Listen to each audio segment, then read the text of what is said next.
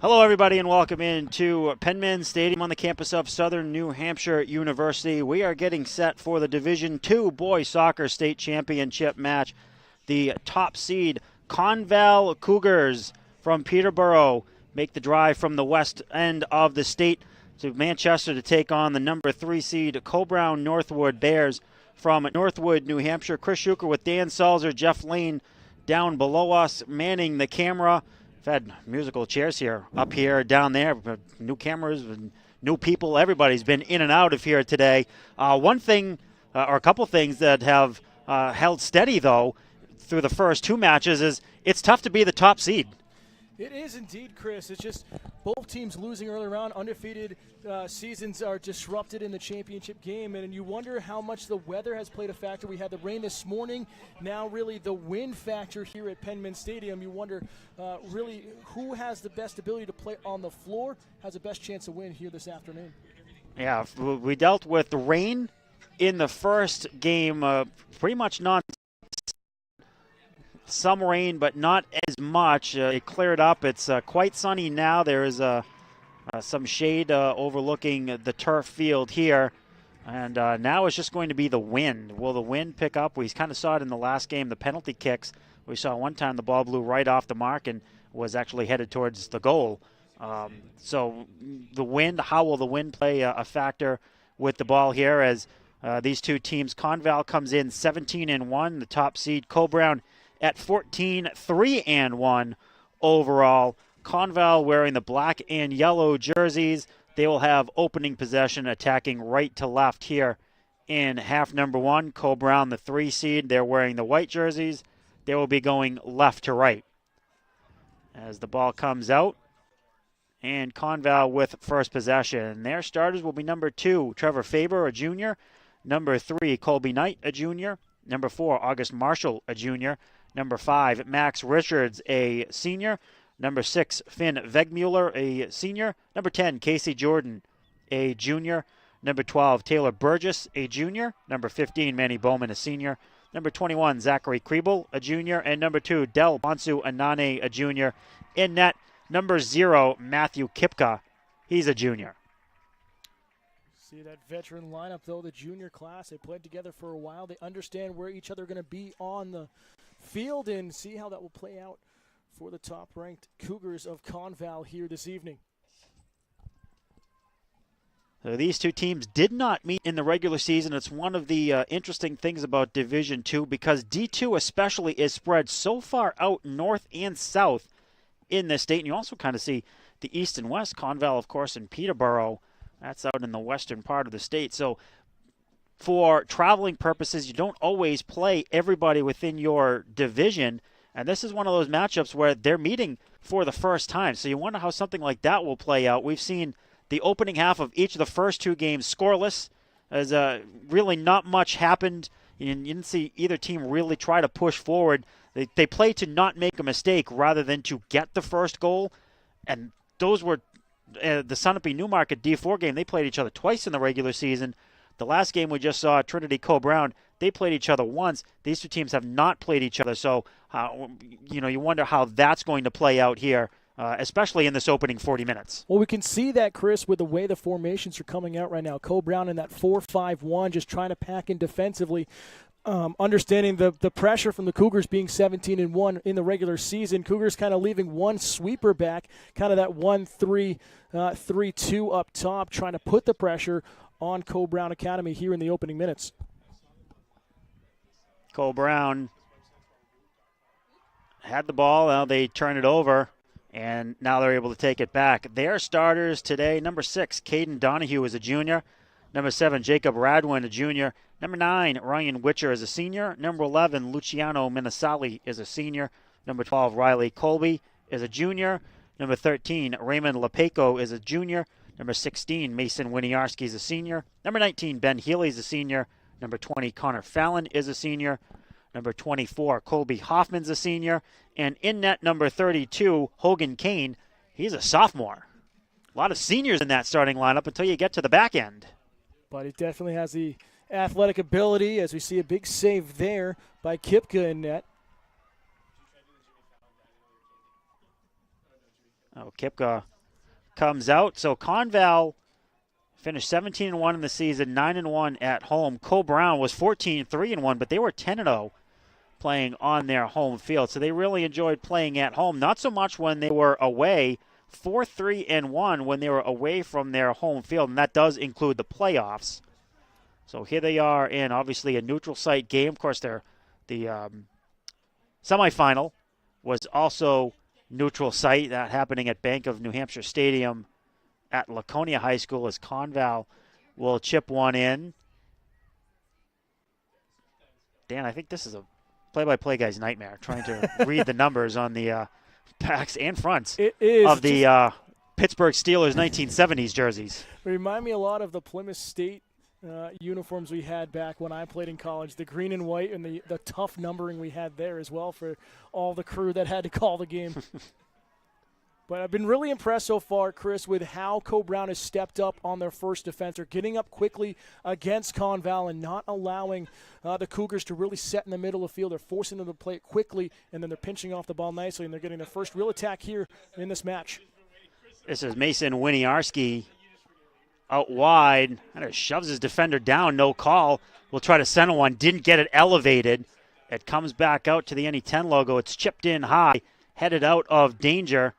Still kept in by Jacob Radwin. Plays this one out wide. This is Donahue, who will get the corner kick for Brown, the first one of the day. And it will go to the Bears. That's just the hustle there by Brown, being that first one to the 50-50 ball on the clearance attempt by the Cougars. And unfortunately, it ends up in a corner kick here. It's sent in, but it's picked up by Hogan Kane. It's a good attack there for the Brown. Just it's a little bit too elevated. You wonder if the wind held that up. That looked like it was supposed to be a front post pass, a flick on maybe to the back post for an open shot. Just got a little bit too much elevation on that corner kick. A couple players go down. ConVal able to clear it out. Cougars will get another shot. On the far side, this is Trevor Faber. He couldn't clear it in. Trying to send that one in, and now on the far side, a long shot, taking a diving stop by Kane. What an absolute great save there by Hogan Kane in net. Just timing it perfectly on the full extension, keeping his eyes on the ball, getting fingertip to it. Yes, it goes out for a corner kick, but he keeps it 0-0 at the moment. Well, this looks like it'll be taken by Vegmuller. He sends a bouncer, and that thing just rolled. That had no pace on it, and it will be cleared out. It will be a throw-in for ConVal. And taking this one will be Manny Bowman. Bowman, the run-up. Gets over a couple of players, or a player for ConVal anyway, and cleared away by Colby Hoffman. Not too far, still kept in. ConVal taking another opportunity. Trying to dribble it into the middle, but getting shut down was Vegmuller. And ConVal will try it again. So ConVal mentioned they are 17-1. They finished 42-7. Only scored 42 goals and only gave up 7 as this one comes through, and the one touch is rolled into Kipka. Again, it seems like both teams, Chris, have really started to settle down here about 8 minutes into this matchup and starting to play a little bit more along the ground in these tic-tac-toe passing, trying to open up these lanes on the attack. This one sent far side. Running onto it is Del Bonsu Anane. He'll look to center one. Took a dummy shot. Now we'll try it. And headed away by ConVal. Head coach of ConVal is Joshua Smith. I got quite a bit of information from him. So he was able to give me his opinion on most of his players. So on anything that we say that's kind of an opinion, it's coming directly from him. It's not us. So he talked about some of these players, and mainly his goalkeeper, Kipka. He's really enjoyed having him on the back end there as a junior. But he also has Ben Kriebel back there as well. Excuse me, not Kriebel, Zach Burgess as a freshman who stepped in one time when Kipka was unavailable and all he did was pitch a shutout against Lebanon. He likes having these two underclassmen that can play on that back line. That just shows the confidence. It comes from the communication on that back line as well, that it really allows the rest of the team to play more freely in front, having that confidence with your goalkeeper and defense in front. And not too many teams can put on a freshman goalkeeper as a backup and have him play in an important game against the Raiders like that and get the shutout. Now Lebanon Lebanon got the 9 seed, so they were a playoff team in Division II, and their freshman backup goalkeeper came in and shut them out. ConVal actually played them again in the regular season and in the playoffs, I should say, and shut them out 1-0. That was ConVal's first game. Then they played number 4 Pembroke and beat them 1-0. Cole Brown, same thing. They played number 6 John Stark and beat them 1-0, and then did the same thing to number 7 Bow. So both of these teams have played 2 1-0 games in the postseason. That's what you expect to see in that postseason. A lot of closely contested games. It comes down to that one lucky bounce, that one lucky feed through that will send you on to the semifinals and finals. This one does come through for Donahue. He'll send one middle, past the diving Kipka. Tries to get back in net. He does, and that one is cleared off the line by the defense. That's huge for ConVal. That's just the awareness, that's the dedication throughout the season to where your keeper's down and out. He's already had to come off your line. The defense coming up big and having to step back and hold that post is a crucial, fundamental soccer right there for ConVal. Let's credit Casey Jordan. He's the one who made the defensive save. The throw-in for ConVal is flicked with the head, but right into Kipka. It's again with that flick. It's set up like the corner kick before for Cole Brown. Just trying to get that flick on. It seems like the name of the game and the strategy for the Bears. That one comes through the cane. He will scoop. So leading goal scorer, we'll talk about some of the key players to watch. The leading goal scorer for ConVal is Max Richards. Comes into this one with 11 goals. It's his second year as a varsity player. He also plays basketball. The leading assist guy, I mentioned he has 11. Their leader in assist with 10 is Colby Knight.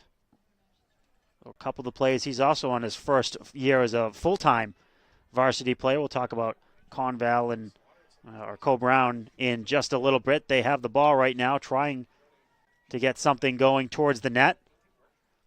Able to turn along that far side is Ben Healy. He goes down just outside the box, not called. Yeah, championship game, you're not going to get a call like that. Just collecting feet at the top of the 18. Throw in for Cole Brown.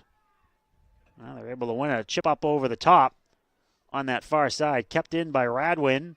And now he dribbles it out. Goal kick coming up here for ConVal. Radwood's been very impressive here for Cole Brown. He's chasing down on the plays, get past him. He's setting up quickly on these loose balls, and now you see him trying to go over the top. He's shielded off there, but he's been working strong in the midfield here this game so far, and it's allowed kind of that pendulum and that momentum swing over to Cole Brown. We saw ConVal in the first 5 minutes of the game really get a lot of pressure in on the Bears. Now it's back the other way. And that speaks to what head coach Christian Gompert had told me. He also was nice enough to send me some information on his team, and his exact words were, coaches move to a player-centric approach in that the problem solving is left up to the players. They run most of the halftime discussion and participate in tactical input during training at the high school level. That's just, it's unbelievable. We didn't have that at the college level. Yeah, we try to change things, but the fact that they can see so much of the field and understand what they need to change is credit to the coaching staff down there. So they will make in-game adjustments themselves. They don't rely on the head coach to do that. And maybe part of what you saw here is there's a chance here that one gets dummied through, and the shot was stymied away.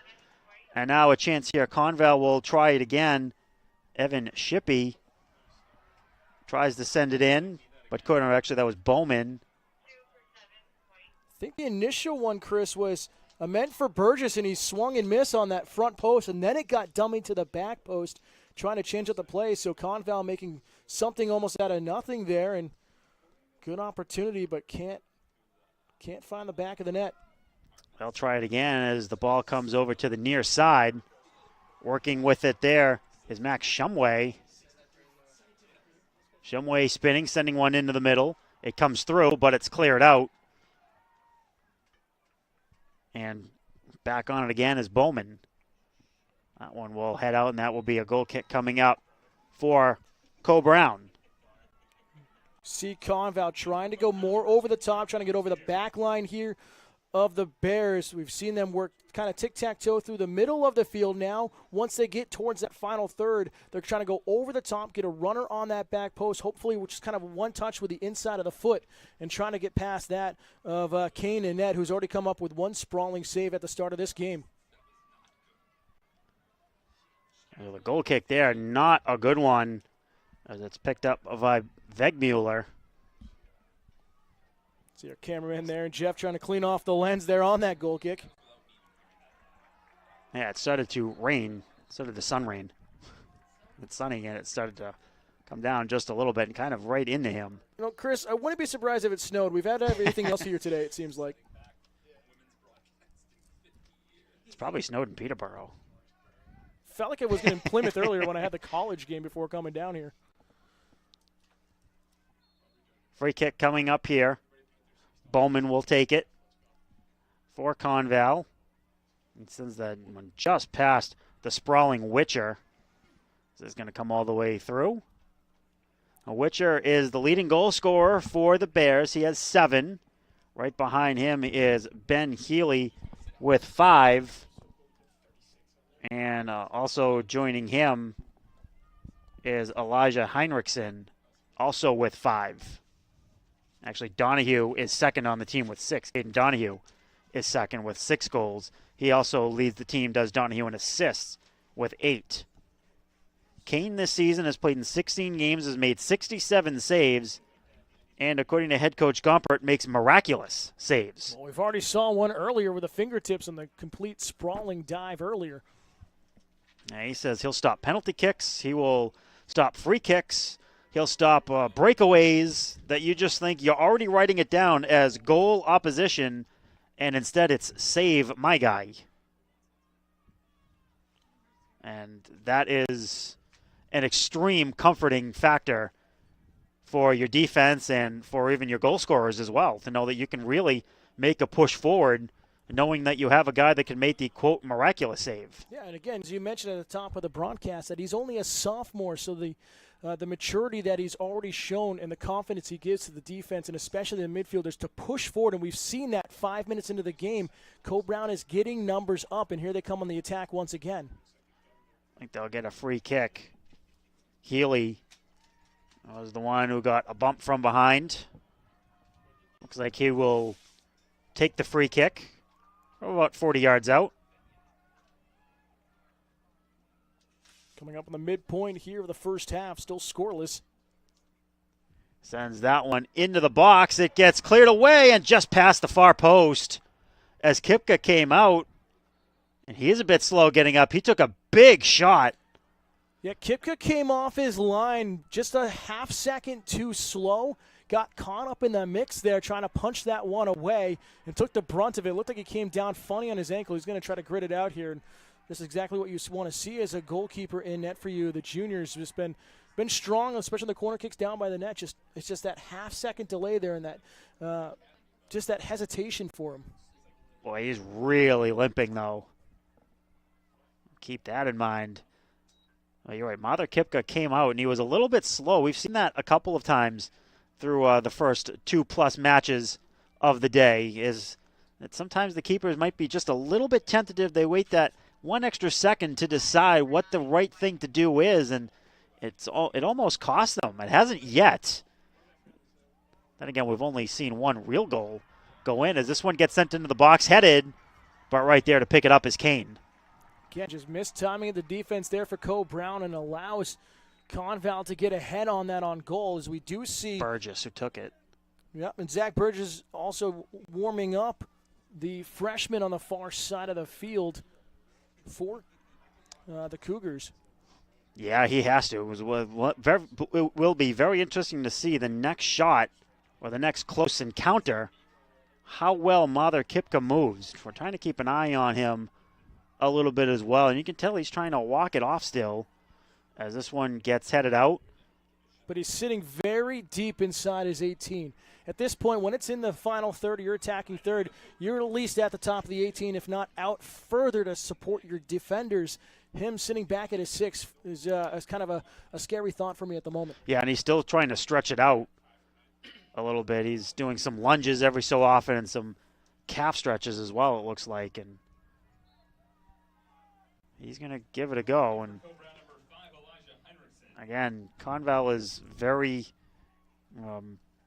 confident in their backup keeper, Zach Burgess, but I don't know if you want to play your backup freshman, your freshman backup, in the state championship match. Well, I mean, he could be the better choice. If for some reason Kipka can't get across the net and make those plants when he needs to make a save, freshman would be the better choice. And one goal might just be enough. It could very easily be 1-0, or we've already said that each of these teams have played a pair of 1-0 games in their 2 playoff games. 1-0 all 4 times for both of them combined.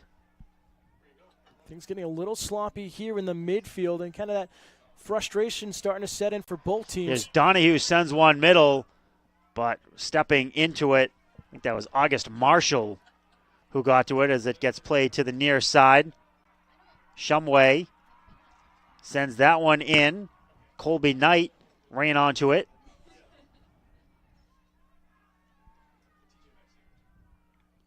Cole Brown's got to be careful on a lot of these attacks by the Cougars.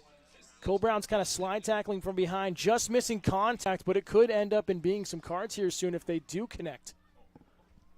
We have yet to see any official reach into his pocket and pull one of those things out today. Kind of as you said, Dan, it's kind of the last thing you want. You don't want to have the official determine a match, but if you need to pull out a card, you need to pull out a card. I've been very impressed with the way the officials have called these 2 games. Maybe the only one with a very late offsides call that took a goal off the board for Newmarket in a game they went on to lose 1-0. That was the Division 4 game. But the officials have not been a factor as we're at 19.5 minutes left in quick moving opening half. No score, each team with 2 shots, each team with 1 corner kick. Here comes a goal kick for Hogan Kane. It's a short one right down the middle, and it gets intercepted by, I believe that's Vegmuller. Now a couple players get tangled up. One goes down. It was a ConVal player.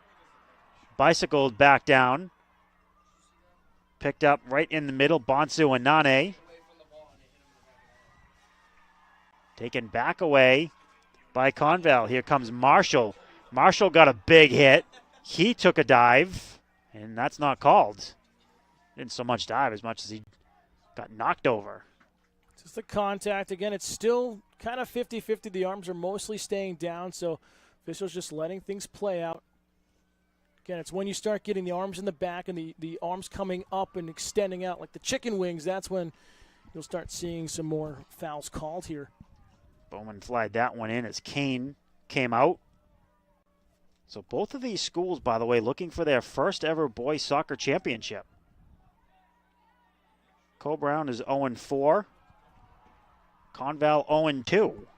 And neither have been to one, or actually, no, I take it back. Cole Brown lost in 09, the Class I championship. It's been 9 years since they've been here.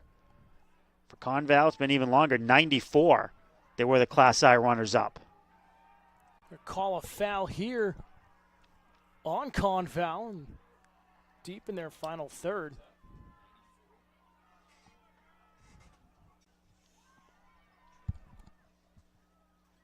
ConVal Trying to send that one down. Shouldered. Don't see that often. No, you don't. That was by design, too. You see it sometimes by accident or if there's no other play. That one goes through, so that'll be a throw-in coming up for ConVal.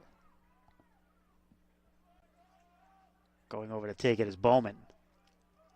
Again, I want to see, Chris, a little bit more off-the-ball movement, really by both teams. ConVal's got to find some dummy runs and force the defense of Coe-Brown to get out of position and try to open up some seams here. Trying to turn and unable to do so. Richards. Now we'll play it back out high for Knight. Knight sends one into the middle. It comes all the way through. Bonso and Nane will be first to the ball. He looks to turn. He lost it, and it will be a corner kick for the Cougars. Lucky break there for the Cougars. I thought it came off his shins along the end line, but second corner kick of the half here for ConVal. Running over to take it is going to be Max Shumway.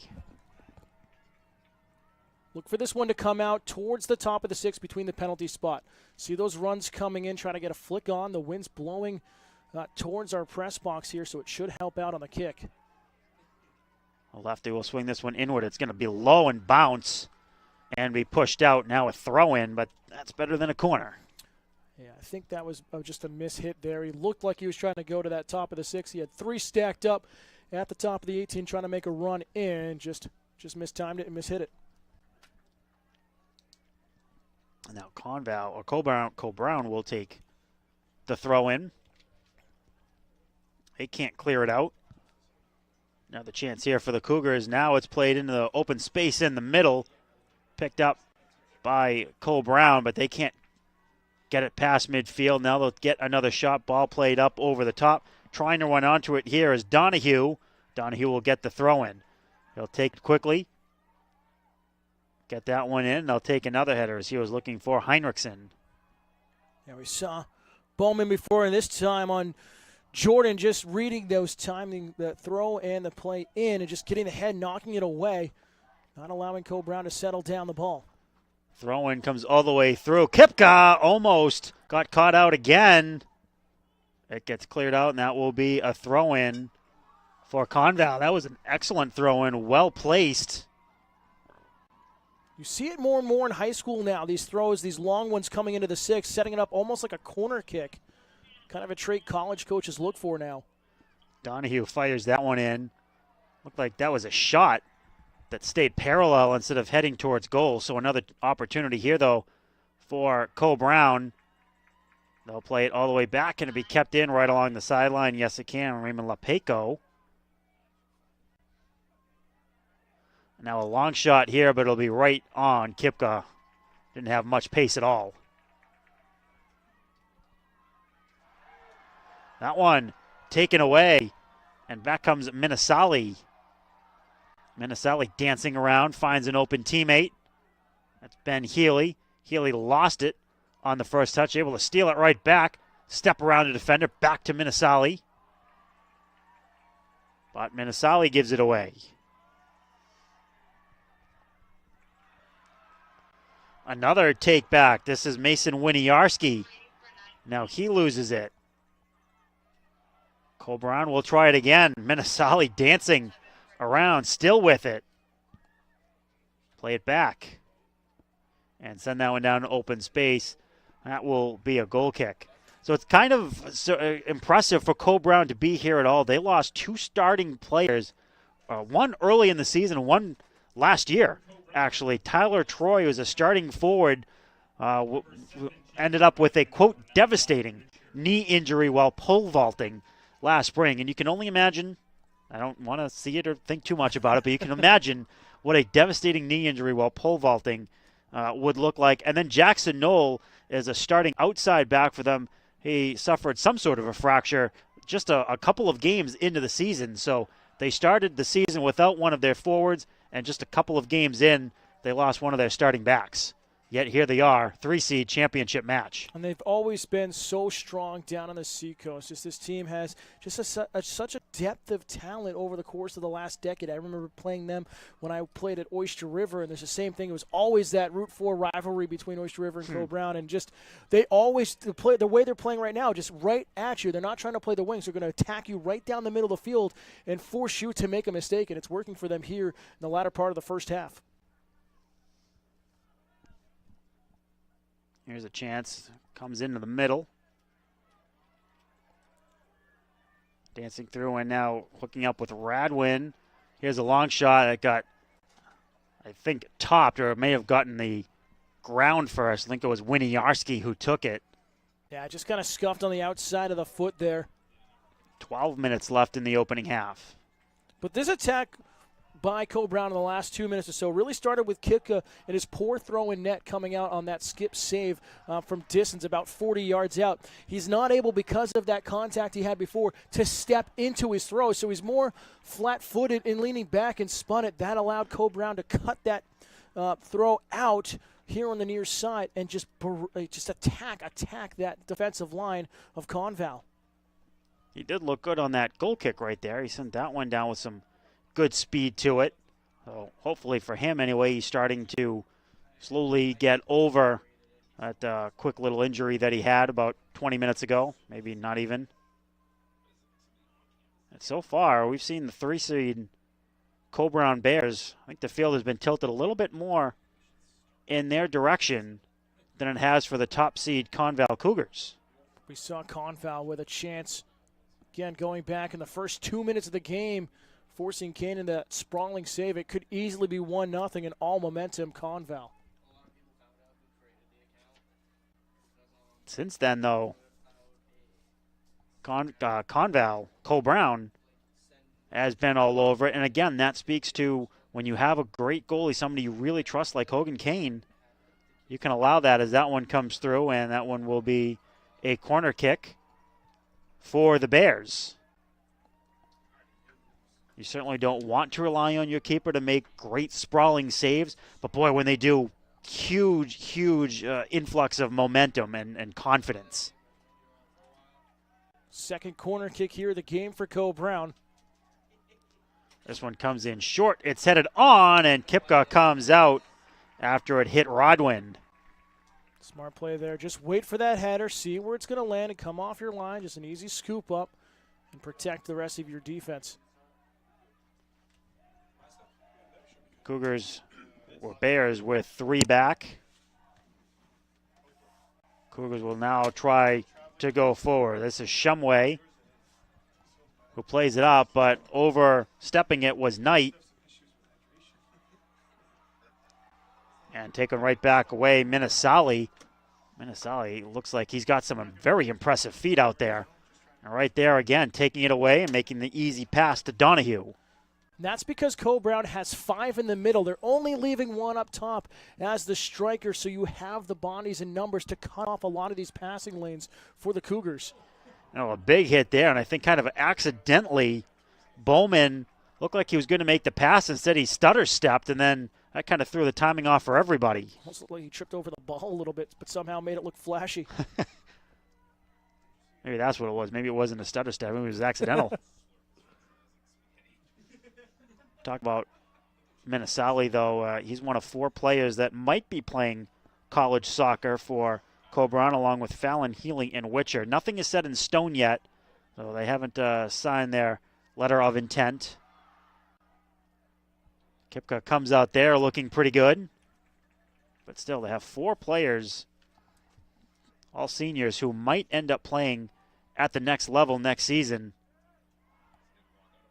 My biggest thing as a coach for Minasali, he's got the footwork, he's got the awareness, but he's got to move the ball a little bit quicker. He's got to be willing to sacrifice and make those runs after making that pass up. If he can come with that, he's nearly like, a 5-tool baseball player. He's got so much talent in the midfield.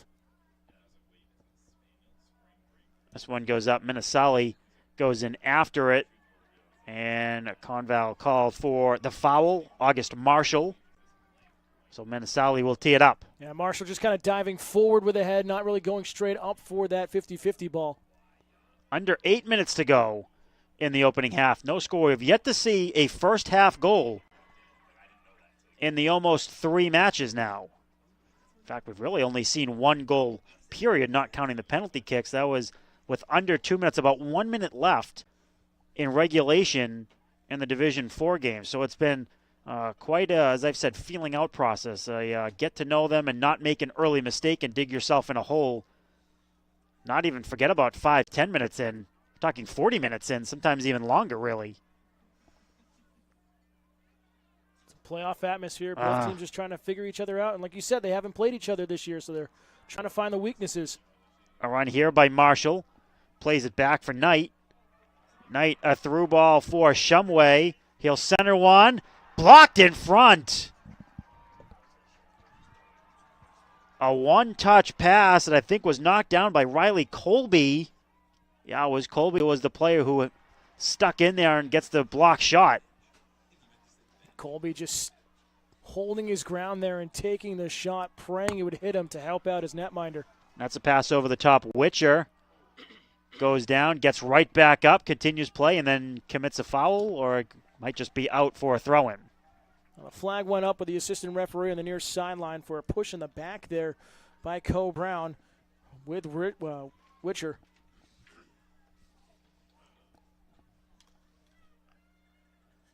That one skies over Minnesali and gets picked up by Hoffman. But first, it's taken away by Richards of ConVal. He goes down. He gets back up. Down again. And I believe that'll be a handball. It is.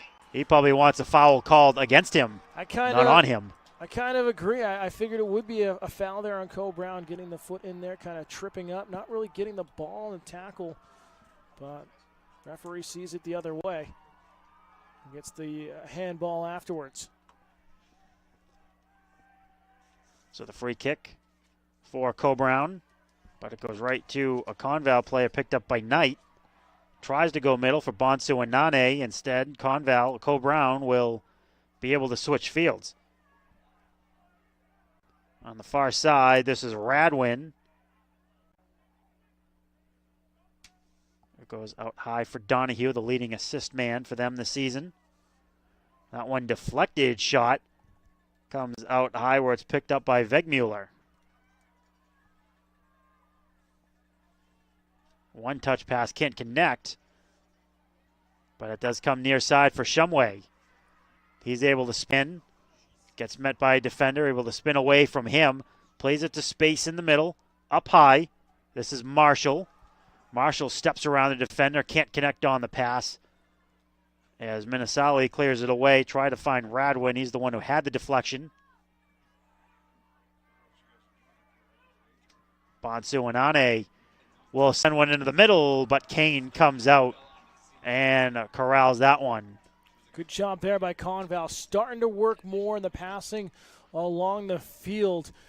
A little bit, though, they've got to make that connection with the midfielders and the strikers looking upfield. It's too much behind, too much tying up in the feet. They were killing their momentum coming upfield, but they are moving better and forcing Co Brown to get a little bit out of shape we haven't seen here in the first half.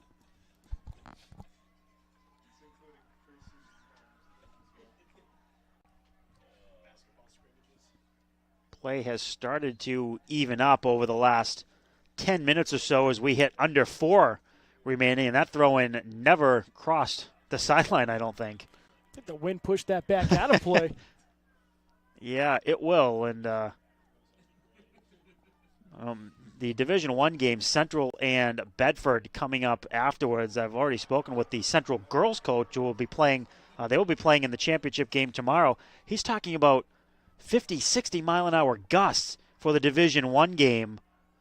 And you could have a silent wind, and then all of a sudden you have a throw-in that goes the opposite direction, maybe. Or even think about a set piece. Free kick, yeah. 25 yards out. You're thinking, I'm going to bend this back post, and it comes back out to midfield. Who knows what's going to happen in the Division I game. We got a long ways to go here in D2. Still scoreless as we approach 3 minutes. Co Brown trying to get one. This is Radwin. Tries to get around his man, has it poked away. He'll get the throw in.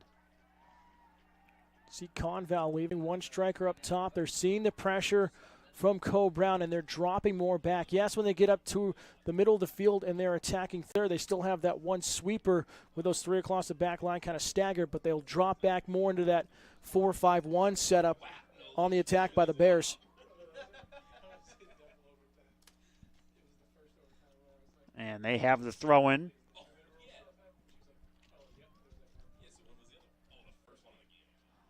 Taking their time, really setting this one up. It's high but short. Headed once, and then it comes to the ground and cleared out. Sent down Bonsuanane, trying to run onto it. It's going to come all the way into the box and be scooped up by Kane, with Bonsuanane about 2 or 3 strides behind the play as we're now inside of 2 minutes to go. In half number 1, no score. ConVal, Brown. Yeah, the clock will go down to the official with under 2 minutes of each half. Bonsuanane trying to take the ball away, but cleared away by Miniarski. Picked up by Healy. Healy would throw it to space. Radwin trying to run onto it. He does. But Bonsuanane, or not Bonsuanane, excuse me, that's Kriebel. Good work by the Cougars, just kind of packing the middle of the field, keeping that 4 defensemen inside the edge of the 18, forcing Brown to go out to the wings, what they don't like to do, and they have the speed to shut down the angles. This one will be sent back to Kane. Step into it. And now missing it, though, and picked up by Brown. Here comes Healy. Healy with probably just a couple of seconds left. We'll skip that one out, and a throw-in coming for ConVal. My guess is they will be in no rush to take it. They'll probably be content with letting the first half clock run down. Just awaiting the whistle. They'll throw it in. Actually give it away, but take it back.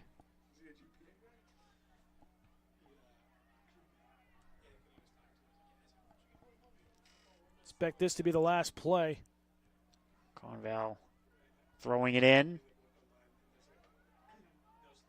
And they'll get another throw in, and this will be Richards, who'll get it in quickly for Bonsuanane. They may have one more rush in them, especially if they keep getting free and easy throw-ins up the sideline. So it seems like with the official, that as soon as it comes out by Brown, he'll blow the whistle. In fact, he's going to blow it now.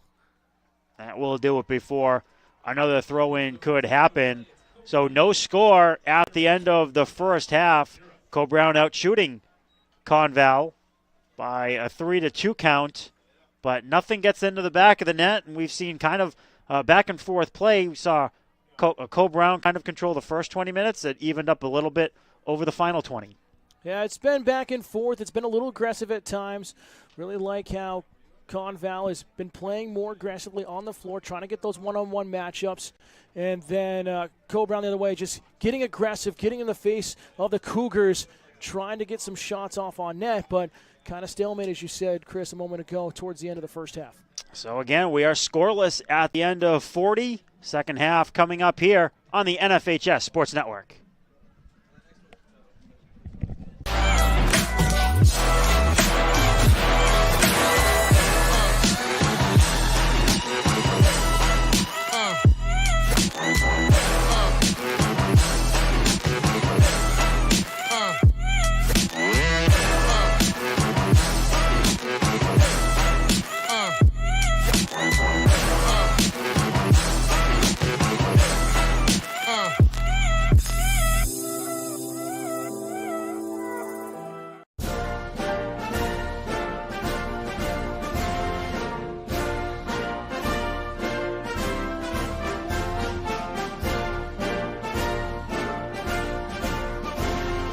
Just a reminder, kids who participate in high school activities tend to go a little farther than those who don't.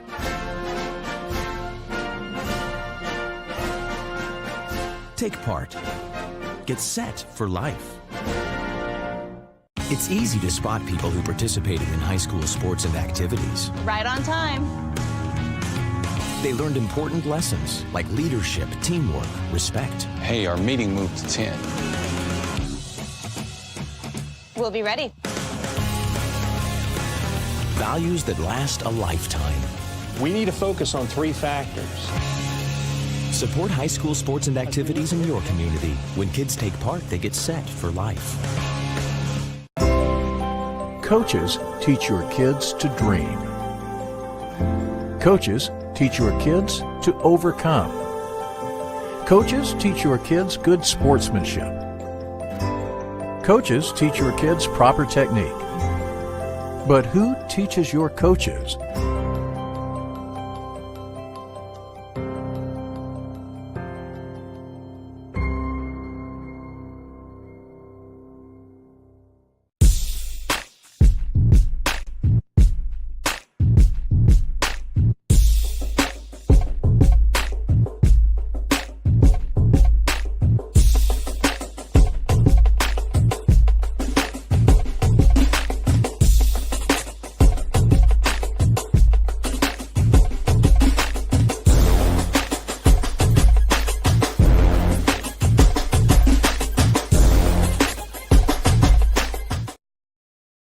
All right, this is Adam, take 2. Mark?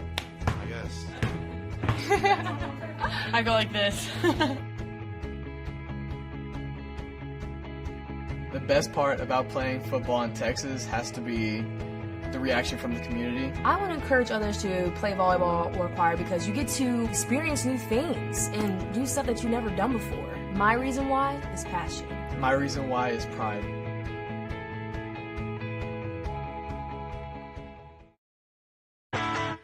The NFHS Learning Center is the leader in online education for the interscholastic community. At nfhslearn.com, you can find over 60 courses for coaches, administrators, officials, parents, students, and performing arts programs, including over 25 free courses such as concussion in sports, heat illness prevention, sudden cardiac arrest, and protecting students from abuse. For more information, visit the NFHS Learning Center. A smile, such a simple gesture, an effortless contraction of muscles, a flash of teeth.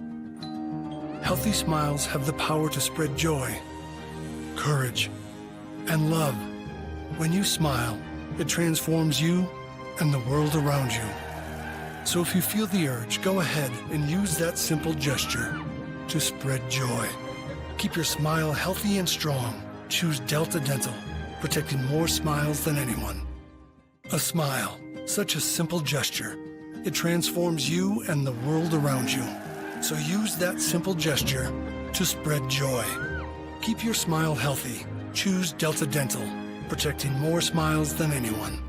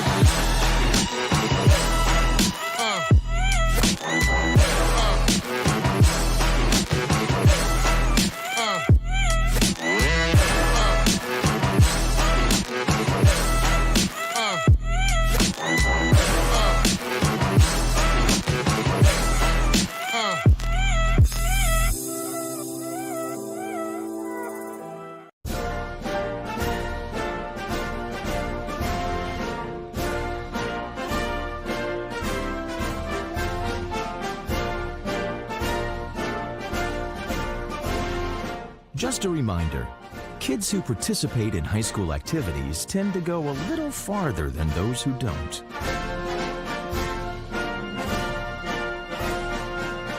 Take part. Get set for life.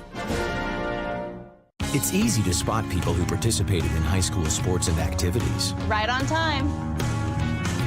They learned important lessons like leadership, teamwork, respect. Hey, our meeting moved to 10. We'll be ready.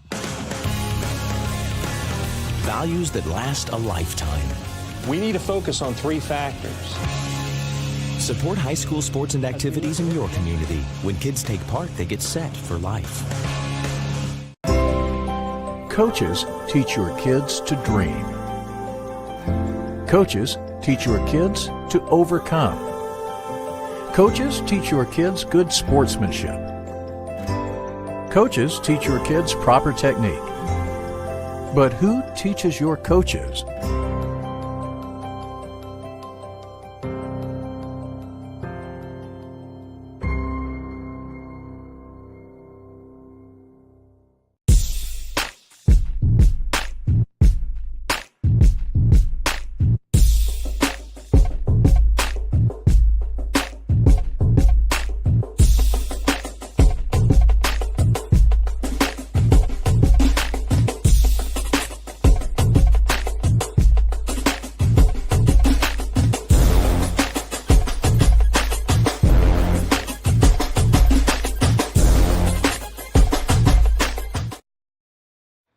This is Adam, take 2. Mark?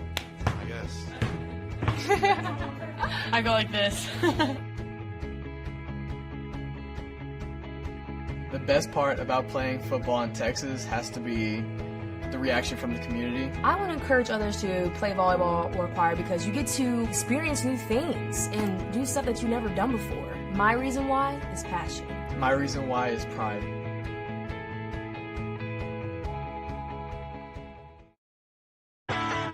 The NFHS Learning Center is the leader in online education for the interscholastic community. At NFHSLearn.com, you can find over 60 courses for coaches, administrators, officials, parents, students, and performing arts programs, including over 25 free courses such as concussion in sports, heat illness prevention, sudden cardiac arrest, and protecting students from abuse. For more information, visit the NFHS Learning Center. A smile, such a simple gesture, an effortless contraction of muscles, a flash of teeth. Healthy smiles have the power to spread joy, courage, and love. When you smile, it transforms you and the world around you. So if you feel the urge, go ahead and use that simple gesture to spread joy. Keep your smile healthy and strong. Choose Delta Dental, protecting more smiles than anyone. A smile, such a simple gesture. It transforms you and the world around you. So use that simple gesture to spread joy. Keep your smile healthy. Choose Delta Dental, protecting more smiles than anyone.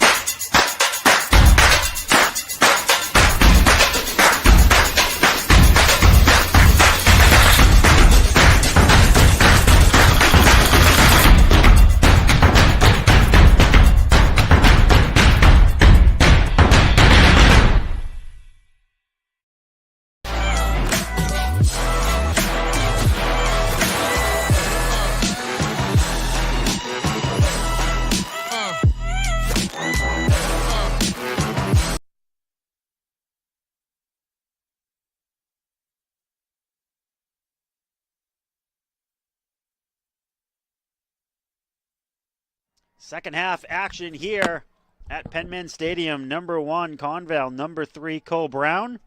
And no goals on the board here through the opening 40 minutes. Chris Schuker, Dan Salzer, Jeff Lane below us manning the camera. We had Michael Mahoney in here for the first couple of games. We had Justin Sawerski called game 1, the Division 4 match. And as you look at the first half stats, again, shots on goal, or shots period, 8-5 in favor of ConVal. Cole Brown outshot over on goal 5-4. But neither Kane nor Kipka were beaten. And both of them do remain in net. Have to look down and make sure that Martha Kipka is still in net for ConVal, and he is. Early foul here on Cole Brown, about 40 yards out. Set piece here, kind of a weak attempt that was taken by Zach Kriebel. I think Kriebel thought that the wind was going to help him a little bit more, just trying to get that up into the air and just kind of scuff the AstroTurf. And Coach Josh Smith saying that they have scored 15 goals off of set pieces this season. That one was not going to be one of them.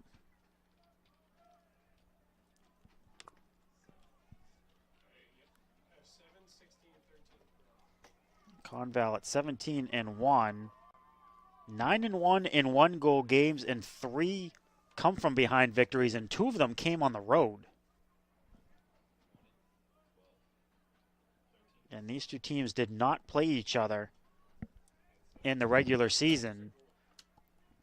And whichever one wins this game will be first-time champions. Just impressive to think of that. This is the first time either school has a chance to really win one, being 0-0 at the half. Cougars will send one in to the box. Kane comes out and slides. Kriebel somehow got a foot on, or it wasn't Kriebel, my apologies. Wegmuller got a heel flick, and here's an attack the other way. Sent in, and a chip over and into the back of the net. Cole Brown strikes first. Caden Donahue with the goal number 7 on the season for Donahue. Less than 3 minutes into the second half, our first goal, and it's Cole Brown 1, ConVal nothing. Again, a chance the other way for ConVal. Save, nice job by Kane. It's a quick outlet, attack over the top, and all it is just a flick. We saw Kipka come off his line. That's all he can do is try to cut down the angle, but to no avail. It's a put back in the back of the net, and 1-0 for the Bears. Cole Brown goal, scored by number 6, Caden Donahue. Time of the goal, 42 minutes, 38 seconds. That's Donahue at 42:38. So Donahue with his 7th goal that ties him for the team lead now with Ryan Witcher. And again, for the 3rd consecutive game, the 3rd seed is in the lead. Last game went to penalty kicks scoreless.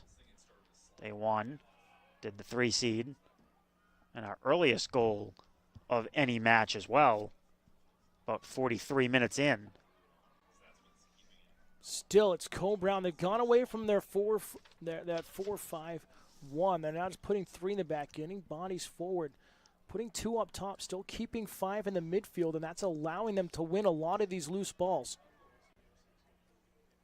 And what you probably don't want to see right now is ConVal start to drop a few more players back and try to win this one 1-0. They can certainly keep trying to go forward, because I just feel like ConVal is probably a little bit too strong to try to rely on holding on to a 1-0 lead for 37.5 minutes. Yeah, ConVal starting to move the ball well here in the midfield, trying to get their opportunities. Just missing on that last touch through, but they're breaking down the midfield of Cole Brown very nicely here at the end of the first and into the start of the second half. And the level of emergency, they actually have 9 guys already north of the midfield stripe.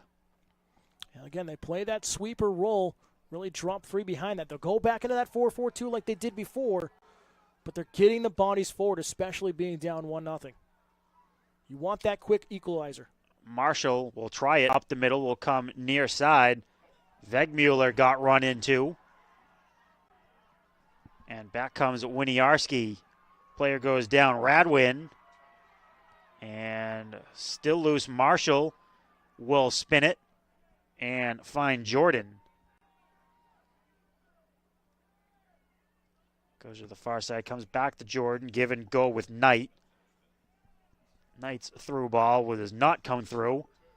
And ConVal will take it back. Marshall will bring it near side. Wegmuller will play it down, get it back from Taylor Burgess, and win the throw-in.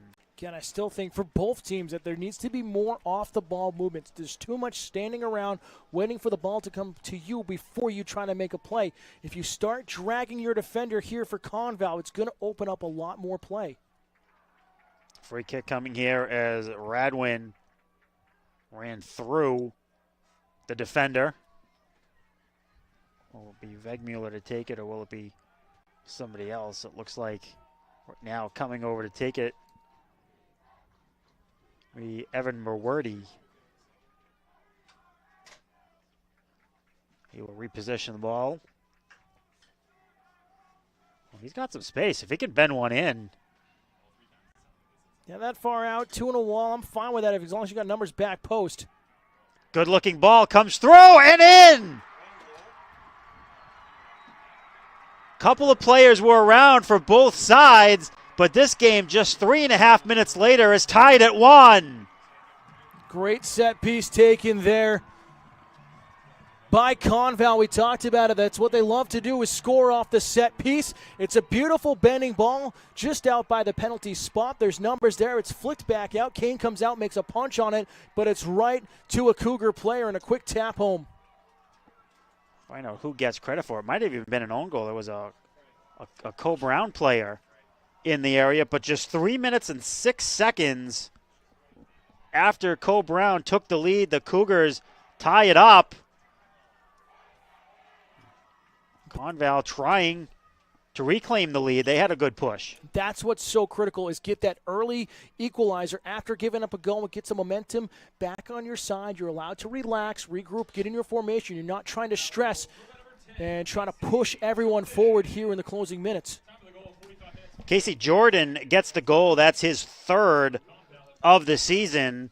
So it's Casey Jordan who gets the goal to equalize. Off the throw-in, up in the air. ConVal trying to turn. And they will get it. This will be Colby Knight who draws the foul. Yeah, Radwin with a little late of a step in there on the win by ConVal in that 50-50. So sent down. Kriebel couldn't get it, and it's going to get caught up in the wind. That ball was going to keep going, and it kind of just stopped. Wind really blowing right to left across your screen right now. We see the American flag just waving off to our left. So it's really can help Co-Brown here, and that might have helped with the earlier goal for them. A little flick over the top of Koepka, but it's impressive for ConVal to be able to still get that goal in a set piece into the wind. Marshall will try it again. He was instrumental in starting that whole process, the tying goal. Didn't factor into it.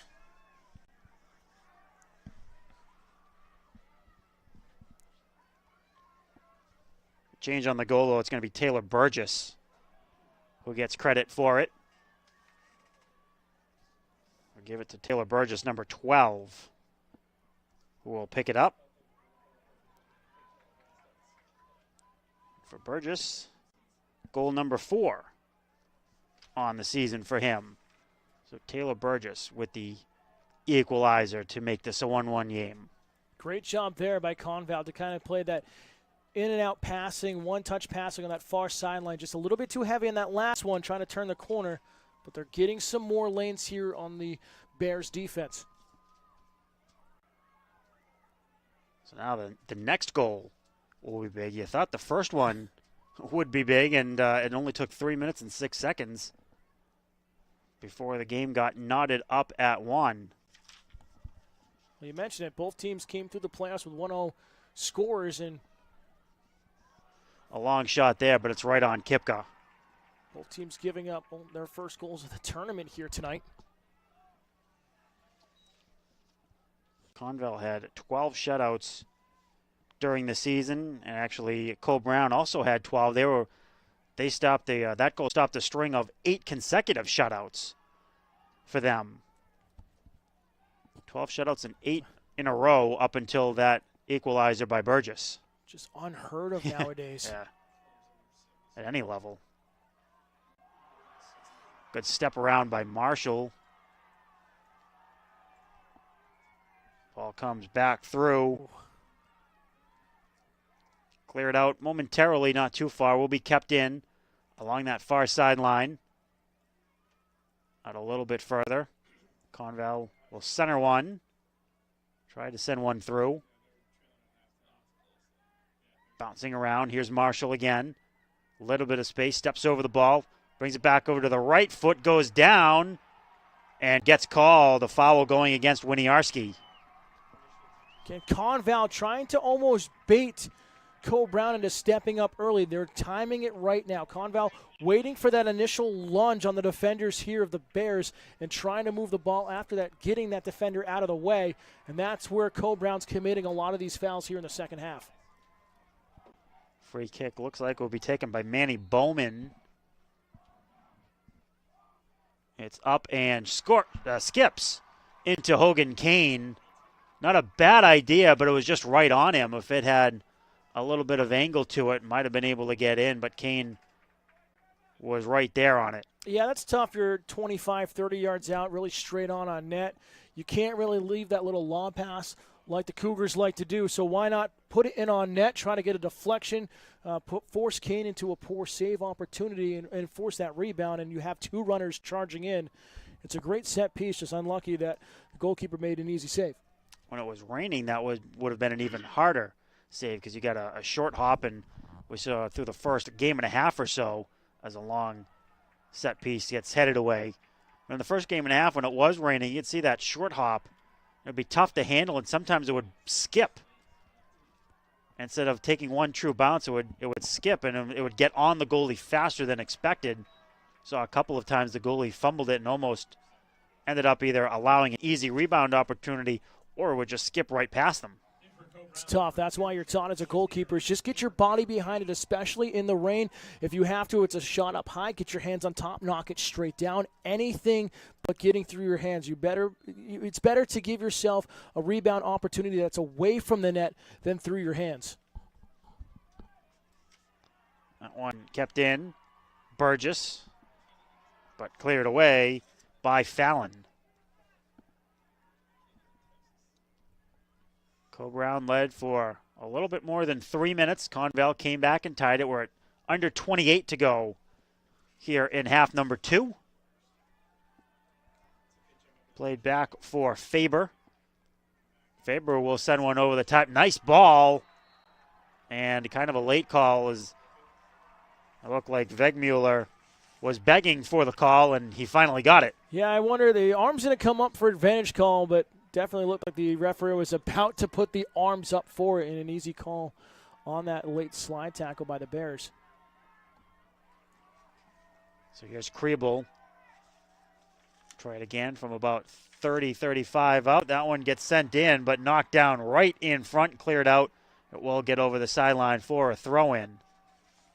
Great defense there by Fallon in the wall. You're always taught from a young age, don't jump. I know you want to flinch, but hold your ground, stay square to the shot. And then he's the one who takes it in the chest and gets over there in time and knocks it out of bounds for the throw-in. That one over the top, off the crossbar and in. Kane misread the distance on it. And ConVal has their first lead of the game. Wow, just a great shot from distance. Kane has to push it off the crossbar, and it's an unlucky deflection. It hits him as he's spinning around, making the save, trying to push it off the crossbar. Hits him in the chest, hits him in the back as he spins around and into his own net. Just a tough break for the netminder. And it looked like he thought it was going to go over, and then he realized it wasn't. So ConVal playing with the lead for the first time tonight. 2-1. The way this day was going, Chris, who would have thought it would have 3 goals here in the second half? Yeah, 3 goals in the span of a little more than 10 minutes. Colby Knight with the goal for ConVal. This one skipped Fourth. in towards the penalty spot, kept off his line quickly to make the save.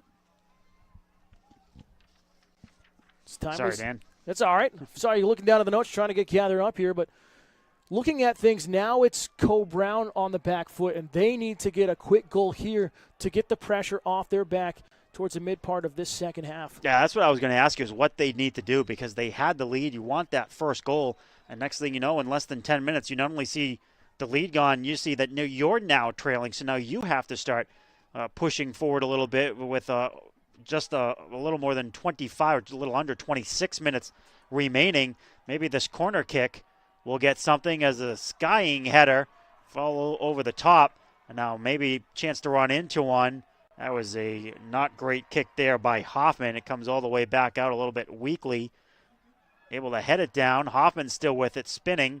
Marshall takes it away over the top, and now he's going to draw the foul. Yeah, Hoffman draw the foul there. But going back to what you were talking about, Chris, is even with Hoffman trying to keep that one low. I like that low-driven ball. Look for a deflection, possibly find someone inside the 18. But Cole Brown just needs to play their game. They're staying aggressive. Yes, they've got to watch their fouls in their attacking third. It kills your momentum. But just settle down. You've had the number of the Cougars, especially through the first half. Just keep making crisp passes, working through the middle of the field on the ground, and you're getting some nice backdoor runs. The goal will come. Ball played to the far side. Bonsu Anane able to control it, gets it back from Marshall. Marshall reverses to the left. Back to Bonsu Anane. He brings it to the left as it comes through into the middle. Shot, score! Kane came out. Somehow that ball trickled through, and ConVal with an explosion. It's 3-1. That came off a deflection on a Bears defender trying to get a foot on it. It deflects all the way across the 18. And ConVal just laying out, getting a foot and sneaking that one in the near post. And things are starting to unravel here for the Bears.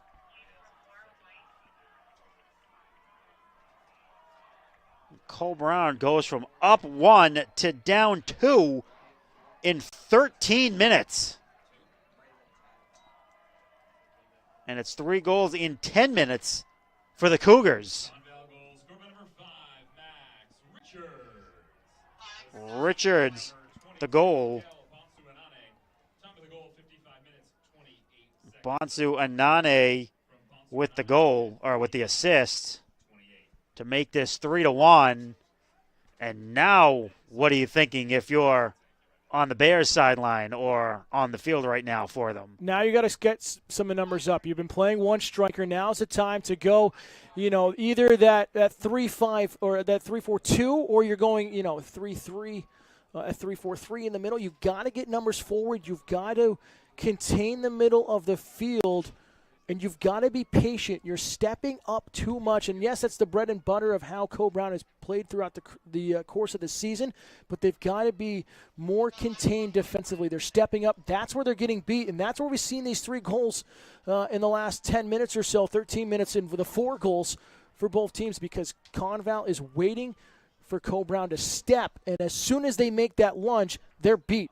And that's where they're getting numbers forward. So they've got to settle down, get that first and second defender set up, get those triangle defenses set up, and then send that counterattack going. So the goal is Richards, his 12th, team leading. Bonsu Anane picks up his 4th assist.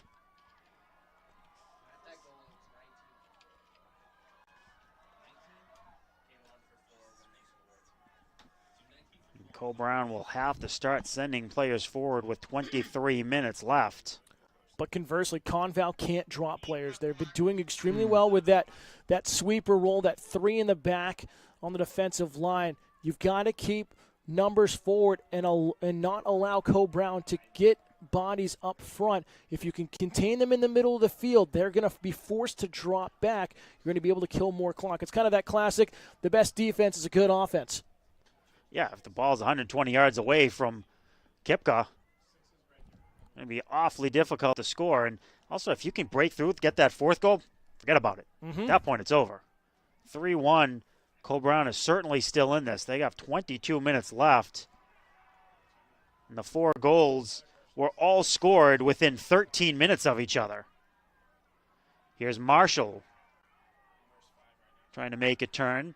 Bonsu Anane on the near side, trying to fight through a defender. Does. Gets inside the box, steps around another one, but could not actually, as a slide tackle was made by Co Brown. That was Radwin. It's going to get our first card here of the afternoon. The clock stops, 21:45. Just a talking to, but it was a great slide tackle inside the 18. You always worry, you kind of clinch up thinking if you make contact, that's going to be a penalty shot, but perfectly timed, got all the ball, and just a foul out here in midfield once again. Free kick for ConVal. Zachary Kriebel sent that all the way in, and it comes out to the far side where Shumway jumps on it. Picked up by the Bears. They have a chance to run, but it's a little bit too far out in front of the Bears player. They will get the throw in on the far sideline. That's a great job by ConVal, not dropping too many. That's because they had the bodies in the middle of the field enough to stretch wing to wing to be able to beat out that self pass on the far side and just knock it out of play. Could have been a great counterattack, 2-on-2, 1-on-2 the other way on that far side for the Bears. Ball sent all the way down to Kipka. He'll tee one up, play it to the far side, actually free kick. Still, this is where the Cougars are going to take their time on the set pieces, play a little bit more to the corner, try to kill as much clock as possible. Yes, still plenty of time with 21 minutes, but you got to start thinking about that with a 2-goal lead. Bears player tried to let that run out. It was Fallon. It didn't, and ConVal able to keep it in momentarily. Now they get back in the box. It's played out. Still stays in. Another chance here for the Cougars. It's going to not reach the end line. And now to the end line. That one does come out. I thought the first one reached the sideline. It didn't. Goal kick coming here. Kane will set it up.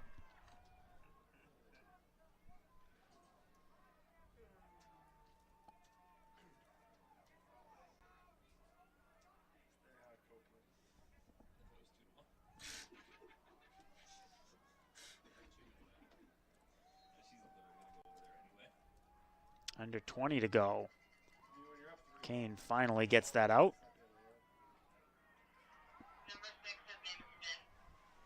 Bonsuanane steps through a couple of defenders. Actually will get the free kick. I think he wanted to just keep playing. Yeah, I'm surprised it wasn't an advantage call there with the open space heading towards the middle, but nevertheless, still a set piece. It's not as dangerous, but ConVal likes it in this area. Yeah, Kriebel's been pretty good. That's a good-looking ball to the far post, off the crossbar, and kept out. And then a missed kick results in another opportunity, another centering ball well over the head of Bonsuanane. Kane let that one float over his head, and it was almost headed in. Hit kind of that corner between the crossbar and the post. Kriebel has had a number of very good-looking set piece. Again, the wind died down. We see the American flag just sagging on the other side of the field. So that was just a beautifully struck ball in the set piece. Again, it's that bending one away from the keeper. It's so difficult to time when you're in net as a goalkeeper to see a bending ball away and make that judgment to come off your line and make the save. It's late, it's the back post, and it's just headed off that top left 90. That one comes through, picked up by Faber. Cleared out. Minasali goes far side. A chance here from distance. It's put into the middle high. Chance to run onto it there for Jared Pelletier. Got met right as he swung that leg back. Minasali will try to outrun Bonsuanane. Does get back on defense, but Bonsuanane finds Marshall. Ball put into the middle. Nice slide tackle there, taken away by Co Brown. That was Fallon who did it. Kept in up high. Here's Faber. Puts that one through, but Bears able to take it right back. See the numbers getting played forward here for the Bears. They got 4 over half field waiting for that one to come up to them. This one cleared back up high. Headed away, but not really away, just headed up. Played to the far side. Healy sends it over to Colby. Colby will send one deep, but Kipka's there. Good work by Kipka just to call his defenders off, saying keeper on that one. Come off his line. No bobble, just a nice hold. Good read by the netminder. Off the kick, headed away by Lepeco. Sent in Fallon, overshot his man, or Healy overshot his man. Slide tackle, didn't do anything. ConVal keeps it. That heads over the top onto Anane. We're going to get a foul well behind the play. ConVal player down. And we are going to have a yellow card here. First card of the day, and it's going to go against Elijah Heinrichsen.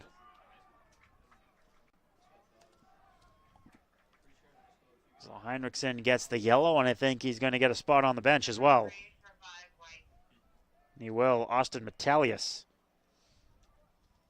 will come in. Okay, it's only a matter of time of how aggressive the Bears have been on their defense here today, and especially when you're all the way down on the other side of the field, there's no reason to take that card.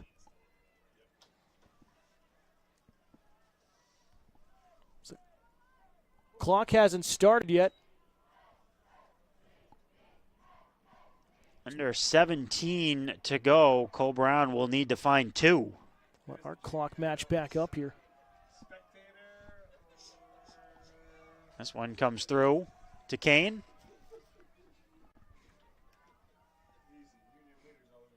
Kane with a great punt here with the wind to his back.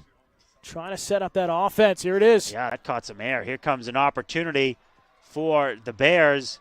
Stopping and spinning is Donahue, the goal scorer. He tried to fire one in. Too many layers of defense back there in black and yellow. Another opportunity. Pelletier couldn't get it. That one kept in by Minasali, but only momentarily. Bonsu Anane will run to it. I think I heard a whistle, though.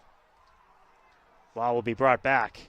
Really surprised by that. Again, advantage not granted for ConVal. It's been aggressive. I thought it was going to be a clean slide tackle in the middle. Looked like it was all ball. Maybe just a warning there on the foul because of the studs up. But you don't mind the set piece.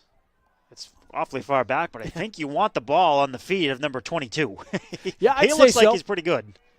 He's got some good soccer instincts. This one's headed up. Onto Anane, couldn't get the head on that one. Here's a spinning kick that will go wide of the left post by about 5 feet. That's tough there. Just a lot of Co-Brown players just kind of sitting there watching, waiting for it to come to them. No one trying to go in there and win that 50-50 ball and clear it away. Luckily, that shot missed wide on the near side.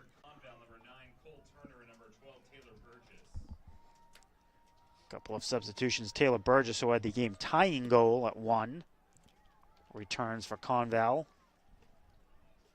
Burgess, Knight, and Richards, the goal scorers for ConVal. Donahue for Cole Brown. He would love to have another opportunity. He did have one fairly just a couple of minutes ago on a spinning shot.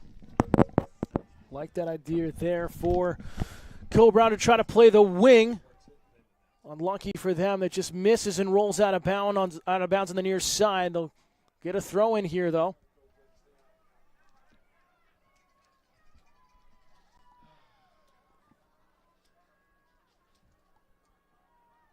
Good defense by ConVal getting the turnover. High pressure by the Bears. By Donahue knocking it forward. It's pushed back over the top.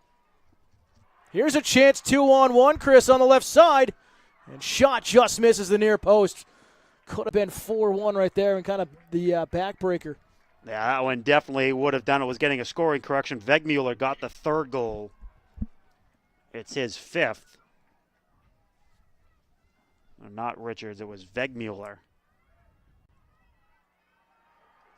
Nobody can read these jersey numbers. Come on. It's hard. You got the quote-unquote Bumblebee jersey. I like them. It brings back memories, but with the white numbers with no outline, it's just impossible from our distance to read it.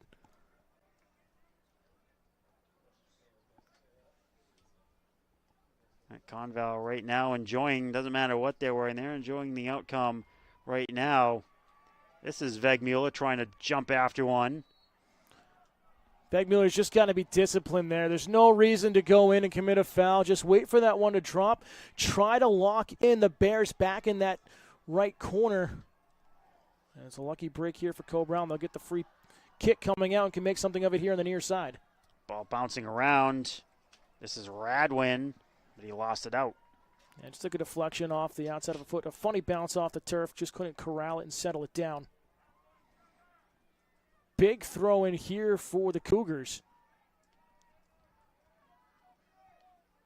Ball bounces around. Big kick. Witcher playing with Radwin. Radwin able to spin. Looked like he was trying to find Witcher, but couldn't. Throwing for ConVal. Ball played into space. Picked up. Healy turned it over. Trying to go through a defender on the pass by Burgess. Burgess has to get a little bit more of the east-west on that pass. Right into the defender's feet. You get that poke and knock it free. You've got 10, 11 guys behind the ball at your half of the field. You get that turnover. Got to make something happen with it. Foul on that far side. Time starting to be a factor here against Co-Brown. Need to get one here quickly. You'd love to tuck one in and pull within one. It's basically a corner kick. Will come in, headed over, and Kipka right there.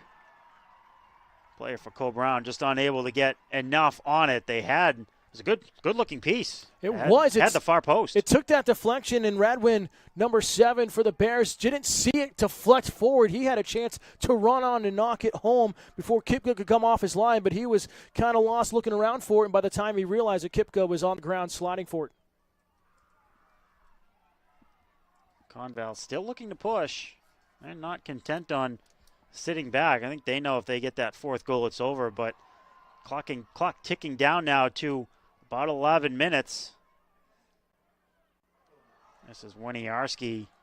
A couple go down. They're going to stop the clock for the injured ConVal player. Yeah, another yellow card coming out here against Co-Brown, and that's just a dangerous slide tackle.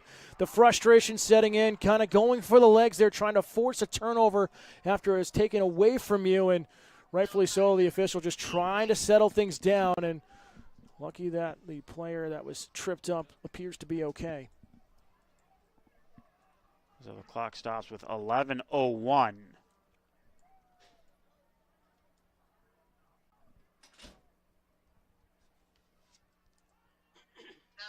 Co-Brown needs to do something. They need to take those chances if they're going to get back to at least within one.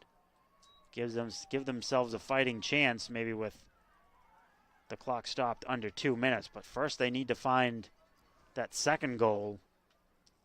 These 4 goals happen in a hurry within 13 minutes of each other. Co-Brown took the 1-0 lead. Boom, boom, boom. ConVal 3-1. Well, we see with a substitution as Jared Pelletier, number 2, the junior, comes in for the Bears, trying to get more offensive players up on the field here, but a turnover. And Kane comes out, will scoop. you can see just at that point you're getting defensemen off that back line. You're putting midfielders on the defensive line, trying to get speed, trying to get the feet to be able to play forward. Free kick just in front of midfield for Co-Brown.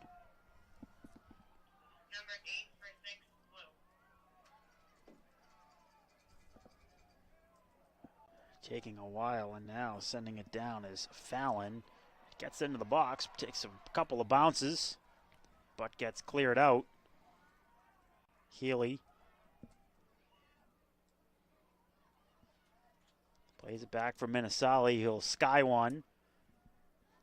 Was hoping that Radwin could get to it, but he couldn't. Healy able to step around, try to take possession. Nice short pass in some traffic. And next thing you know, here comes ConVal, potential 2-on-1. It's played to the near side. Burgess steps around, centers one, a shot, and just poked away by Kane.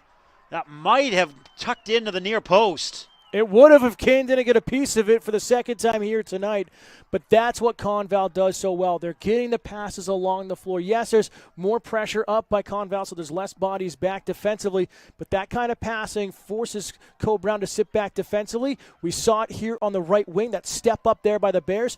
And beating around the corner is ConVal, and that beautiful ball in. Kane with a nice save in net. Sort of with that couple of short passes in traffic, and will result ultimately in a corner kick that comes up, swings out, and gets cleared with no problem, but throw in coming. Both teams with 3 corner kicks here this evening. You get to see a goal off of a corner kick directly here tonight.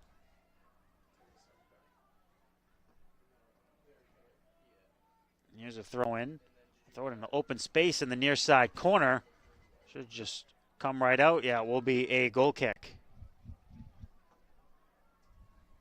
Just great defense there by the Bears, just shielding it, allowing it to run out for the goal kick.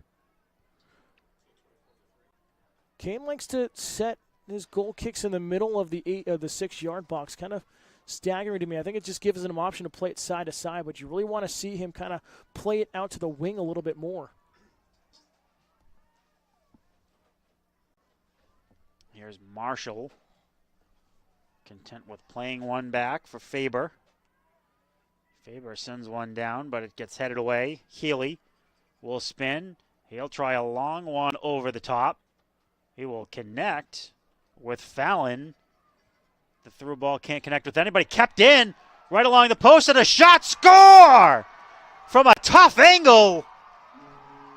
Cole Brown has come back, and they found the goal they needed to make it 3-2. 7.5 left. What an amazing play. I was going to say I want that ball from the midfield quicker up top. It finds Fallon on the far side, and the hustle along the touchline to keep that one from rolling out. ConVal thought they had it shielded, and then it's a 1-on-0. Kipka comes off his line, tries to cut down the angle, but it's tucked in far post, and it's a 1-goal game with plenty of time remaining, 7:33. On a tough angle, too. That was impressive to be able to come out and find the angle well enough to put that ball into the far post, the near side post as you're looking at it, but the far post from where the shot was taken, that's a big goal. 7.5 minutes left. You give yourself plenty of time to find the equalizer. I think that's more due to Cole Brown getting the numbers forward. I didn't really like the formation they came out to start the game with having one up top.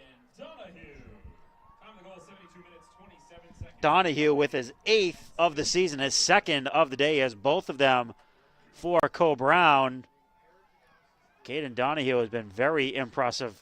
Not just the 2 goals. He's been running up and down the field. He has been all over the place, and if they come back and tie this, it might be because he gets a hat trick. That's the devotion by him to not allow that play to end. Keeps in there until the last second, keeps it along the touchline.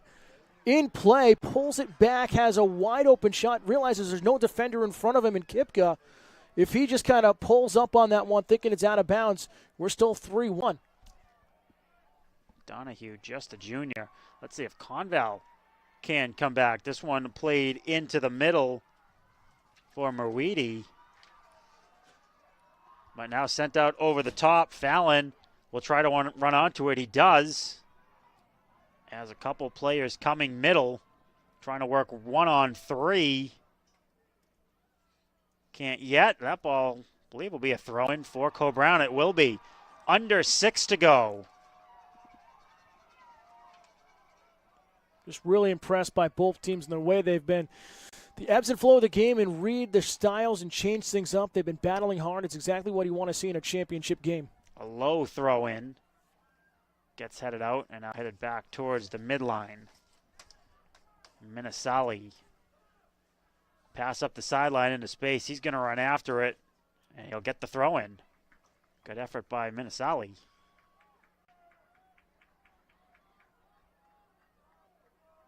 That must have gone out before. Will be a throw-in for ConVal.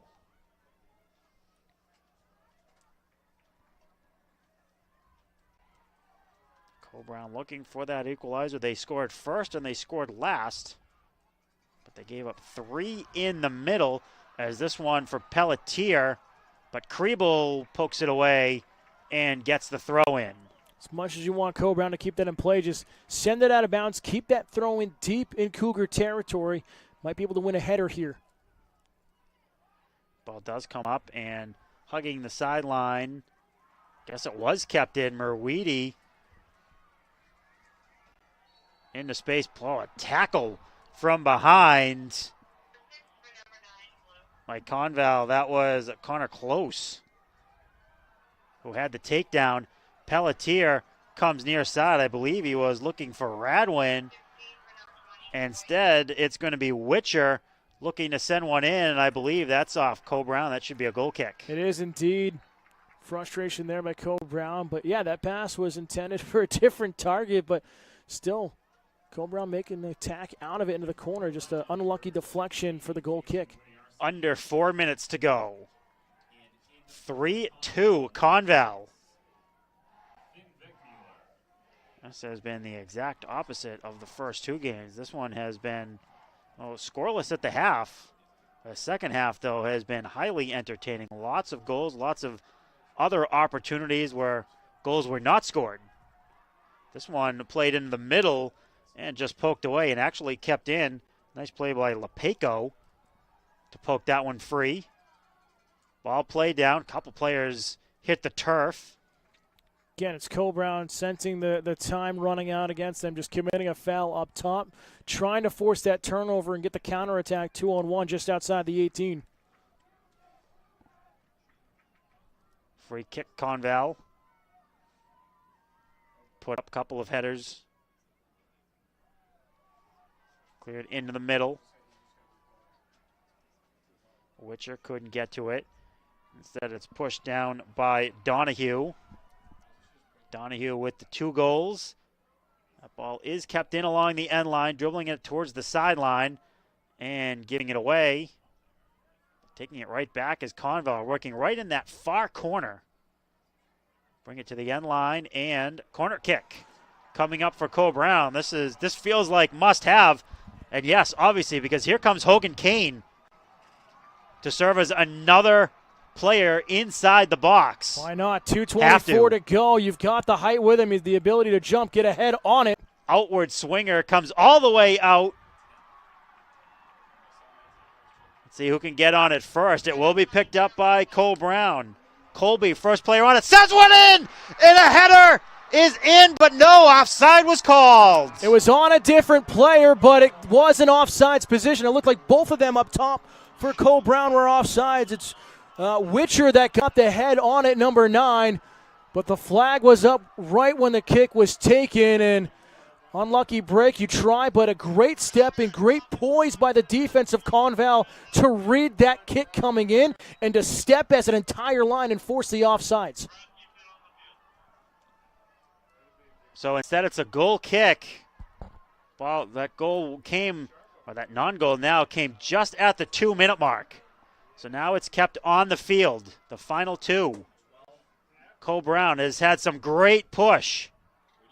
Here's again Healy for Donahue.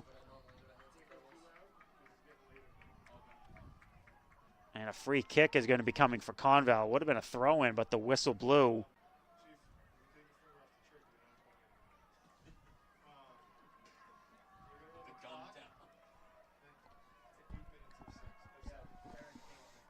Kipka taking all the time he can before booting it. Oh, a couple plays meet at the ball. They calling a foul there?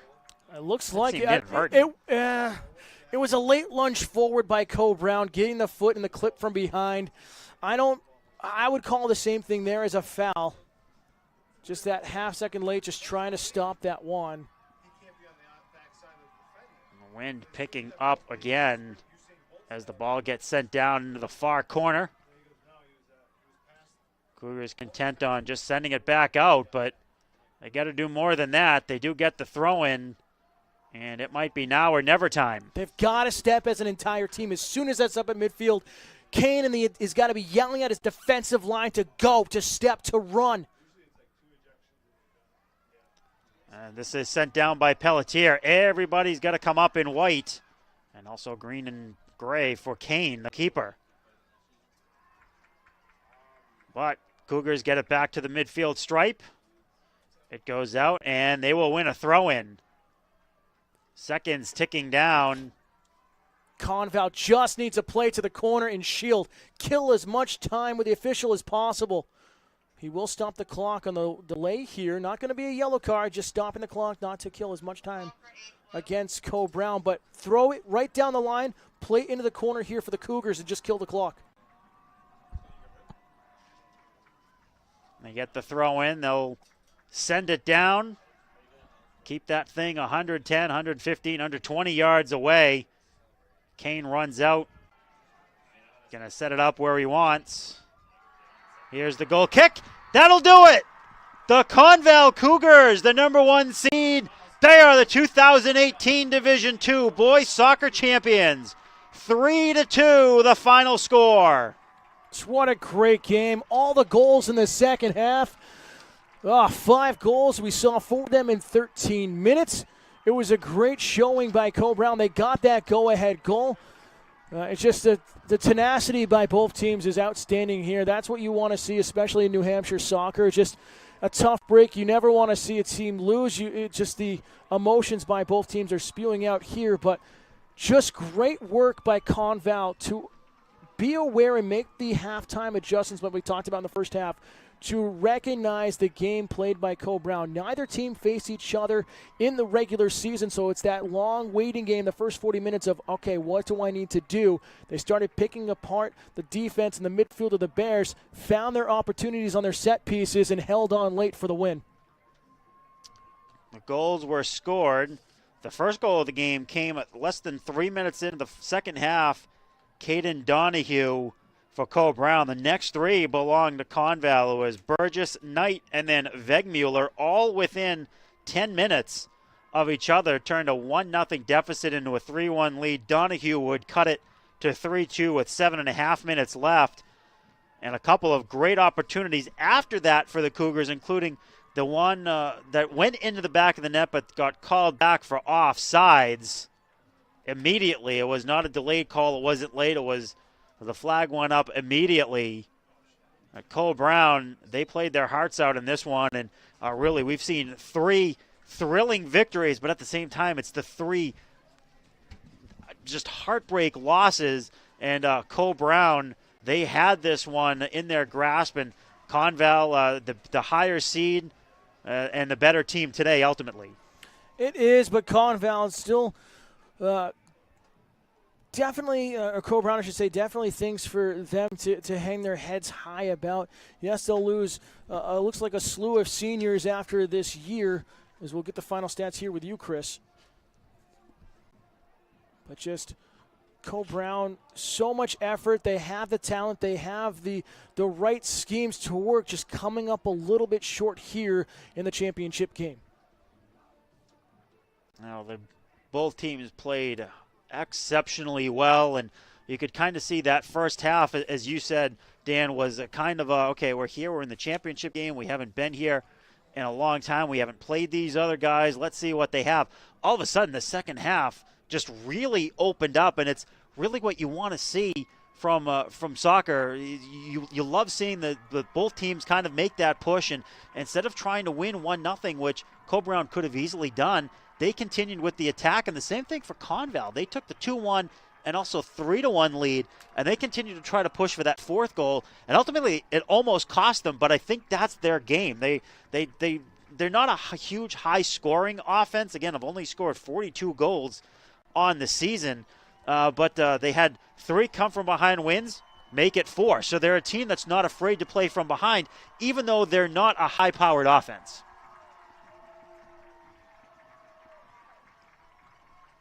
The 2 teams line up here and get ready for the medal ceremony. It's good to see right below us the Coe Brown fans, the student section below us, and they're saluting their team. They realize this was a great season for them, and as you said, they're going to bring back a lot of these players. There are some seniors on this team, but a lot of underclassmen as well who will be back, as we'll listen in on Eric Copeland for the medal ceremony. First, we'd like to recognize the 2018 NHIAA Division II boys soccer runner-up, the Coe Brown Northwood Academy Bears.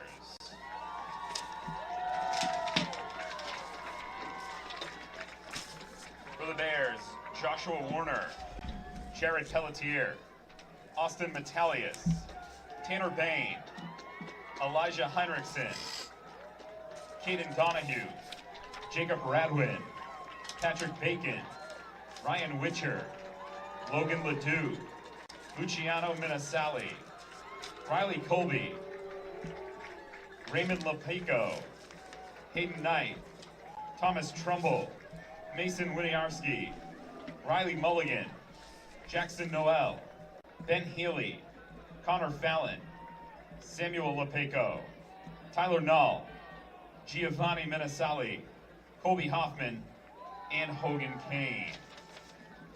Now will the captains and head coach from Co-Brown please step forward to receive the runner-up plaque on their team's behalf.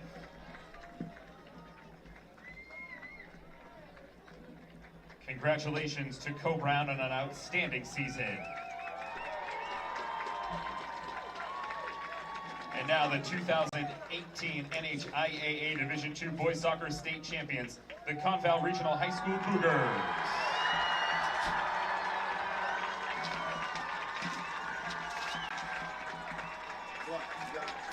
For the Cougars, number 0, Mather Kipka, Ben Kriebel, Trevor Faber, Colby Knight, August Marshall, Max Richards, Finn Vegmuller, Max Shumway, Evan Merweed, Cole Turner, Casey Jordan, Connor Close, Taylor Burgess, Everett Landers, Sam Seaberg, Manny Bowman, Oscar Bernier, Fletcher Maggs, Jameson Cody, Evan Shippey, David McKay, Zachary Kriebel, Del Bonsuanane, Owen Katula, and Zach Burgess.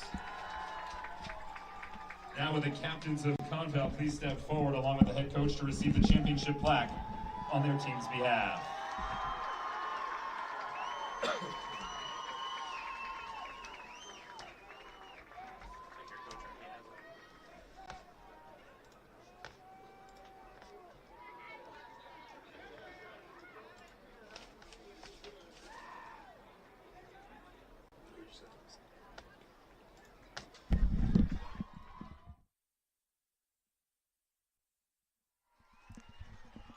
A very fun game to watch from our perspective. ConVal, the 3-2 winners on goals by by Burgess, Knight, and Vegmuller for the come-from-behind win. All 5 goals in this one scored in the second half. ConVal with their first ever boys soccer championship after falling in each of their 2 previous championships in Class I, 86 and 94. So congratulations to ConVal on completing the best season in program history. Yeah, hats off to them. Hats off to Kipka after we saw him nearly go down with an injury to start the game.